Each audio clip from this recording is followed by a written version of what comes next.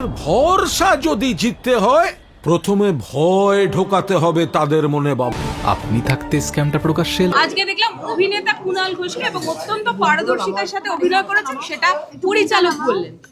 আপনার প্রতিক্রিয়া? দেখুন, এটা কর্পূর, পরিচালক অরিন্দম শীল। কর্পূর ছবিটি অভিনেতা হিসেবে আমার প্রথম ছবি। এটি 9-এর দশকের একটি অন্তর্ধান রহস্য, শিক্ষা কেলেঙ্কারি এবং অন্তর্ধান রহস্যের একটি ঘটনা। সেই ঘটনা অবলম্বনে তৈরি একটি থ্রিলার। তো ঘটনা একটা ঘটেছিল, এটা ঠিক, কিন্তু সেটাকে অবলম্বন করে এই থ্রিলারটি তৈরি হয়েছে। তো আমার চরিত্রটি এক রাজনৈতিক নেতার। আমি চেষ্টা করেছি পারফর্ম করতে। আমি আশাবাদী দর্শকের ভালো লাগবে। বাকিটা আপনাদের এবং দর্শকের হাতে। পলিটিক্যাল থ্রিলারে পলিটিক্যাল মানুষের অভিনেতা হয়ে ওঠার ব্যাপারটা একটু শুনুন। আমার খুব ভালো লেগেছে। আমি নিজে এই ধরনের সিনেমা, নাটক, গান বাজনা আমার ভালো লাগে। দর্শক হিসেবে দেখি, নাটক দেখতেও যাই। যখন পরিচালক অরিন্দম শীল অন্যান্য কিছু আলোচনার সঙ্গে যখন এটা ওনার প্রজেক্টটা বললেন এবং একটি চরিত্রের কথা বললেন, আমার মনে হয়েছিল এটা একটা চ্যালেঞ্জিং বিষয়। তো আমি এই বিষয়ে অন্যান্য ভূমিকায় কিছু কাজ করলে অভিনেতা হিসেবে কখনো সেভাবে আমার তো কোনো সিনেমা করিনি। তো আমি চেষ্টা করেছি এবং আমি কোনো ফাঁকিবাজি করিনি। আমি স্ক্রিপ্টটা, সংলাপটা আমি বোঝার চেষ্টা করেছি। আমি সেটা ওয়ার্কশপের মতো করে ওনাদের কাছ থেকে দেখাবার চেষ্টা করেছি যে আমি এইটা ভেবেছি, এখানে কি কি অ্যামেন্ডমেন্ট দরকার।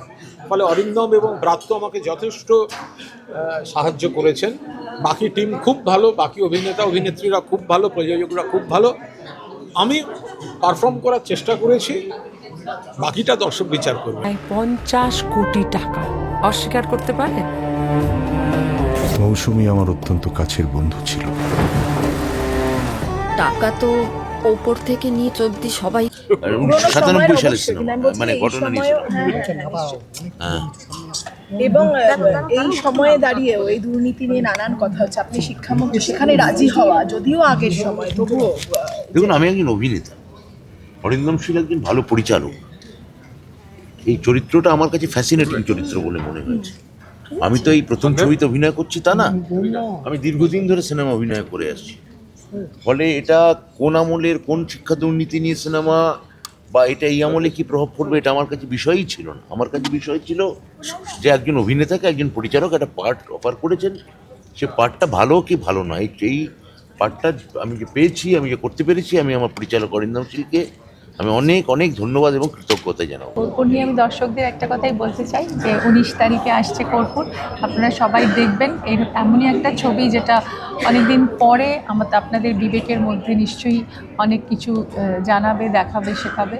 তো আশা করব আপনারা সবাই কর্পূর দেখবেন। অরিন্দম শীল পরিচালিত কর্পূর আসছে 19শে মার্চ। প্রত্যেকটা ছবির যেরকম জার্নি হয়, একটা ফ্যামিলি মতো, একটা পরিবারের মতন তৈরি শুরু হয় যাত্রা। যখন কাজ শেষ হয় তখন খুব দুঃখ লাগে যে আবার এই পরিবারটাকে তো আবার হয়তো এক্স্যাক্টলি এই কাস্ট, এই মানুষগুলোকে তো পাবো না। এই ক্রু মেম্বাররা যারা এখানে কাজ করেছেন, আমার যারা সহ অভিনেতা অভিনেত্রীরা কাজ করেছেন, এই যে টিমটা তো আবার হয়তো ভবিষ্যতে আবার অন্য কোনো ছবিতে, কিন্তু এই এক্স্যাক্ট টিমটা তো নাও পেতে পারি। তো এটা একটা পরিবারের মতন একটা ফিলিং হয়। প্রত্যেকটা ছবির ক্ষেত্রেই আমার সেটা হয়। এবং যেরকম প্রত্যেকটা ছবির জার্নি খুব অনবদ্য হয়, এটাও একই রকমভাবে আমার কাছে খুব ইউনিক একটা জার্নি। এটা তো আমি একদম অন্তর থেকে বলছি এবং অত্যন্ত ভালোবাসা পেয়েছি এখানে কাজ করে। আমি যখন ওটা বলছিলাম, যখন আমাদের ট্রেলার লঞ্চটা হচ্ছিল, যে খুব ভালোবেসে কাজ করা, ভালো লাগা এবং ভালোবাসা, এই দুটোই তো আসল জিনিস। যখন কোনো চরিত্র যাপন করি, সেটাকে যদি ভালো না লাগে বা সেটাকে ভালো না বাসতে পারলে তো সেই চরিত্রটা জীবনে যাপনই করতে পারবো না। তো আমি এটা সত্যি এত বেসেছি চরিত্রটা, কারণ চরিত্রটা আমার প্রথমেই যখন অরিন্দমদা আমাকে একটা অন্য ক্যারেক্টারে কাস্ট করেছিলেন, তারপরে সেটা যখন চেঞ্জ করে এইটা হলো সাথেই, আই ওয়াজ সো থ্রিলড। এবং ওই চরিত্রটাও খুব সুন্দর, কিন্তু এটাও একটা অন্য আঙ্গিক আছে, এটার অনেকগুলো শেডস আছে। এবং I was extremely happy when অরিন্দমদা offered me this role এবং অরিন্দমদার সাথে অনেকগুলো কাজ পর সুতরাং অরিন্দমদা প্রত্যেকটা কাজ একদম খুব নিখুঁত করেন এবং হি ইজ আ পারফেকশনিস্ট এবং প্রত্যেকটা ছবি আলাদা আলাদা তার প্রত্যেকটা ছবি একটা আলাদা ইউনিকনেস আছে, স্বতন্ত্র প্রত্যেকটা ছবি একে অপরের থেকে স্বতন্ত্র অরিন্দমদার, এবং সেইটা আমি এতগুলো ছবি পরপর করেছি, সেটা তো আমার থেকে বেটার সেটা তো কেউ ফিল করতে পারবে না, কারণ আমি তো বিভিন্ন ক্যারেক্টার্স করেছি অরিন্দমদার বিভিন্ন ছবিতে। তো এইটাও তেমনি একটা অনবদ্য জার্নি আমার কাছে। থ্যাংক ইউ টু অরিন্দমদা ফর কাস্টিং মি। ধন্যবাদ জানাচ্ছি আমার প্রডিউসারদের যারা এই ছবিটা তৈরি করেছেন এত যত্ন নিয়ে। আর এটা একটা পলিটিক্যাল ড্রামা ডেফিনেটলি, এটা this is a fictional drama of course, কারণ এটা অবলম্বনে একটা ছবি তৈরি করা, তো সুতরাং সেটা একটা আলাদা মজা আছে। এবং আমি একটা পলিটিক্যাল পার্সোনালিটি প্লে করেছি। আমি আগে কখনো কোনো পলিটিক্যাল পার্সোনালিটি প্লেই করিনি আমার জীবনে। এটা আমার জীবনের first time when I've played a character which is a political personality। তো এটা আমার কাছে একটা খুব বড় চ্যালেঞ্জ ডেফিনেটলি ছিল, এবং সেটা আমি আমার আপ্রাণ চেষ্টা করেছি যতটা আমার পক্ষে সম্ভব, যতটুকু আমার ক্ষমতা আছে আমি সেটা চেষ্টা করেছি। বাকিটা আমার দর্শক বন্ধুরা বলবেন। তবে এইটুকু বলতে পারি আমি সমৃদ্ধ হয়েছি এই ছবিতে কাজ করতে করতে। আমি অনেক কিছু শিখেছি, প্রত্যেক দিনই শিখি। I am a student of cinema and music, আপনারা সকলেই জানেন, এবং সত্যি অন্তর থেকে সমৃদ্ধ হয়েছি। খুব খুব খুব ভালো লেগেছে আমার, মানে আমি এই ছবিটার চরিত্রটা নিয়ে না আমি খুব মুখিয়ে আছি। আমি সেটা বলেওছি অরিন্দমদাকে যে এই ক্যারেক্টারটা আমার কাছে অন্য সকল চরিত্র থেকে আলাদা, সুতরাং এইটা যদি মানুষের পছন্দ হয়ে যায় তাহলে বোধহয় আমার একটা ব্রাউনি পয়েন্ট অ্যাড হবে আমার ক্যারিয়ারে, মনে হচ্ছে আমার। তোমার চেহারার সঙ্গে শশী থারুরের চেহারার একটা অনবদ্য মিল পেয়েছে অরিন্দমদা, তার জন্যই তোমাকে এখানে কাস্ট করা হয়েছে। তো এই যে মানে দুজনের মিল পেয়েছে, মানে এটাতে তোমার কিরকম লাগছে সেটা বলো। ভালো তো লাগছেই ডেফিনেটলি। যে কোনো ক্যারেক্টারটা, যে কোনো চরিত্র তো রিয়েল লাইফ থেকেই মানে জেনারেলি হয়, মানে রিয়েল লাইফ থেকেই তো আমরা ক্যারেক্টার্সগুলোকে পাই। তো সেখানে শশী থারুরের সাথে আমার একটা রিজেম্বলেন্স তৈরি করা সম্ভব হয়েছে, এটা খুব ভালো জিনিস, সেটা খুব ভালো ব্যাপার। এবং উনি ওনার যে পোশাক আশাক যেভাবে পরেন বা ওনার চুলের স্টাইল কীরকম, তো এখানে দুটো মানে আমার চরিত্রটা দুটো টাইম জোন আছে, সুতরাং এখানে দুটো আলাদা আলাদা সময়ে আলাদা লুক, হ্যাঁ, তো সেটাও খুব ইন্টারেস্টিংলি ডান। সব কিছু মিলিয়ে আমার অভিজ্ঞতা অত্যন্ত ভালো, এবং আমি খুব আশাবাদী যে এই ছবিটা দেখার পর মানুষ ভালোবাসবেন, পছন্দ করবেন, এবং আমাকে নিশ্চয়ই জানাবেন আপনাদের কেমন লাগে। অন্যদিকে দেখছি যে রাজনৈতিক বিভিন্ন কর্মকাণ্ডের পাশাপাশি বাংলা সিনেমার ক্ষেত্রে বেশ একে একে একটার পর একটা ভালো ভালো চরিত্রে কাজ করছে। তো তার মধ্যে আরেকটা চরিত্রের নাম হচ্ছে কর্পূর, এবং সেই কর্পূরে দেখা যাবে একজন সাংবাদিকের ভূমিকায়। তো একটু বলো তোমার চরিত্রটা নিয়ে দিদি। আমার চরিত্রটা ঠিক এক্স্যাক্টলি যে চরিত্রটা তুমি প্লে করছো রিয়েল লাইফ, আমার ক্ষেত্রে কর্পূরে তাই, সাংবাদিক এবং একটি হাউস তার এডিটর। এবং এই যে নিরুদ্দেশ বা ডিসঅ্যাপিয়ারেন্সের ছবি কর্পূর, ইটস আ পলিটিক্যাল থ্রিলার, সেটা এই হাউস এবং এই এডিটরের মধ্য দিয়ে এটা রিভিল হয়, অর্থাৎ ঘটনাটা মানুষের কাছে পৌঁছে যায় আমাদের মাধ্যমে। আমার হাউস এবং আমি নিজের সাংবাদিক, যে রোলটা তুমি আছো মানে প্লে করছো, আজ না তোমার এটা পেশা। তো সব থেকে বড় কথা যেটা, যে আমরা একটা কথা শুনে থাকি যে বিভিন্ন কাজের মধ্যে মানে তুমি তো শুধুমাত্র অভিনেত্রী নয়, তার পাশাপাশি তোমাকে রাজনৈতিক কর্মকাণ্ডেরও একটা অংশ হতে হয়েছে, এবং একটা বিশেষ ওয়ার্ডেরও দায়িত্বে তুমি রয়েছো। তো সব মিলিয়ে মানে তোমার এই যে ব্যালেন্স, এই ব্যালেন্সটা আজকের দিনে খুব গুরুত্বপূর্ণ। একটু বলো তুমি সেটা কী করে থাকো, আমাদের জানতে ইচ্ছা করে। খুব অনেস্টলি বলছি যে এই ব্যালেন্সটা কঠিন, কিন্তু এরম না যে এটা একটা কেক ওয়াক, বেশ একদম সুন্দর টুকটুক করে ক্যাটওয়াকের মতন কেকে চলে গেলাম হেঁটে, এরম না, কিন্তু বরং ডিফিকাল্ট।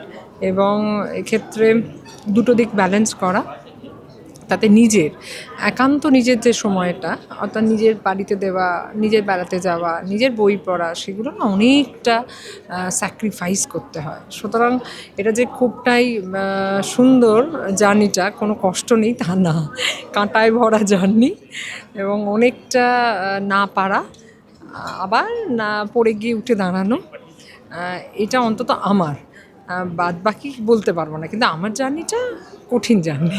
কর্পূর আগামী 19শে মার্চ মুক্তি পাচ্ছে, আজকে ট্রেলার লঞ্চ হয়ে গেল এবং এত ধরনের মানুষকে একটা ছাদের তলায় নিয়ে আসা, তাদেরকে দিয়ে এত সুন্দর করে সুনিপুণভাবে অভিনয় করানো, আপনার কি এটা মনে হয়েছিল ডিরেক্টর হিসেবে একটা চ্যালেঞ্জ? একদমই না। আমি আমার বিশ্বাস নিয়ে চলি জীবনের প্রতিটা ক্ষেত্রে, সেটা পার্সোনাল হোক বা আমার কাজের ক্ষেত্রে, এবং সেই বিশ্বাসের ওপর নির্ভর করে আমি যে কাজ করি সেটাই তার প্রতিফলন ঘটে। তো মানুষের প্রতি যদি বিশ্বাস থাকে, তঞ্চকতা না করে যদি বিশ্বাস থাকে, সেই বিশ্বাসের ফল অনেক সুদূর প্রসারী। তার প্রমাণ কুণাল ঘোষ করে দিয়েছে। ব্রাত্য বসু অভিনেতা, অসাধারণ অভিনেতা, ও ভালো অভিনয় করবে, কিন্তু ও আমার সাথে প্রথমবার কাজ করতে এসে ও এতটা আপ্লুত হয়ে পড়েছে। প্রথম দিন শুটিং করে ব্রাত্যকে জিজ্ঞেস করবেন, শুটিং করে যাবার পর রাত্রিরে ফোন করে বলছে, তোর সাথে আমার শুটিংটা আবার নেক্সট শ্যুটটা কবে রে? এতদিন পর, আমার ভাল লাগছে না, আমার কালকেই তোর ফ্লোরে আসতে। এটা একজন নির্দেশকের কাছে কত বড় পাওয়া হতে পারে। এই মুহূর্তে আমরা যখন কথা বলছি, আমি শুনছি নাকি হুড়ুড় করে টিজার ট্রেলারের ভিউজ বাড়ছে, মানে প্রায় 1 মিলিয়নের দিকে এগিয়ে যেতে চলেছে। এটা মানে ইনক্রেডিবল। তো এইটুকুই বলবো যে এই সমস্ত কিছু রিফ্লেক্ট করুক বক্স অফিসে, মানুষ এসে দেখুক। বাংলা ছবিকে এইভাবে ঘুরিয়ে নিয়ে আসতে হবে এবং আমরা সবাই মিলে সব নিজেদের মতো করে চেষ্টা করে যাচ্ছি। শুধু এইটুকুই বারবার বলি যে ফ্র্যাগমেন্টেড হয়ে নয়, সার্বিকভাবে একসাথে হয়ে কাঁধে কাঁধ লাগিয়ে যদি বাংলা ছবির জন্য আমরা এগিয়ে না যাই, তাহলে কিন্তু হবে না। অরিন্দমদা, একটা কথা, এডুকেশনাল স্ক্যাম নিয়ে এই ছবি, এই সময়ে এই মুহূর্তে জানিয়ে সবচেয়ে বেশি কথা হচ্ছে, যদিও ছবিতে অনেকটা আগের সময়। সেক্ষেত্রে শিক্ষামন্ত্রী রয়েছেন, যদিও শিক্ষামন্ত্রী হিসেবে নয় ব্রাত্য বসু, কুণাল ঘোষ শাসক দলের একাধিক মন্ত্রী, সেটা কি একটা রিস্ক? মানে কোথাও গিয়ে একটা জনগণের রাগ সব মিলিয়ে জনগণই তো দর্শক হয়ে যান, এই ভয়টা কি কোথাও গিয়ে লাগে? আমার ভয় করে না, একদমই ভয় করে না। তার কারণ হচ্ছে, if whatever you have done, যে কাজটা তুমি করেছো সেটার মধ্যে যদি কোনো অনেস্টি থেকে থাকে, সেটার মধ্যে যদি কোনো তঞ্চকতা না থাকে, সেটার মধ্যে যদি কমপ্লিট প্যাশন থাকে, তাহলে ভয়ের কোনো কারণ নেই। হ্যাঁ, অনেকটা বরং ঔদ্ধত্যের সাথে ব্রাত্য, কুণাল, অনন্যা 3জন পলিটিশিয়ানকে নিয়ে কাজ করেছি। আমি শুধু এইটুকুই বলবো যে আমরা তো এখন সোশ্যাল মিডিয়ার কৃপাতে কথা শুনেই, মানে দূর থেকে পাশের ঘর থেকে কথা ভেসে এলো, আমরা এখানে বসে সঙ্গে সঙ্গে টাইপ করে দিলাম, একটা মতামত দিয়ে দিলাম। মতামত দিতে আমরা এখন সিদ্ধহস্ত হয়ে গেছি। মতামতটা দিন, ডেফিনেটলি দিন, ছবিটা দেখে দিন, মেনে নেব সব। একটা ষড়যন্ত্রের সত্যিটা উদ্ঘাটন হলে, আমার পার্টি ক্ষতিগ্রস্ত হলেও আমি তোমাদের পাশে আছি।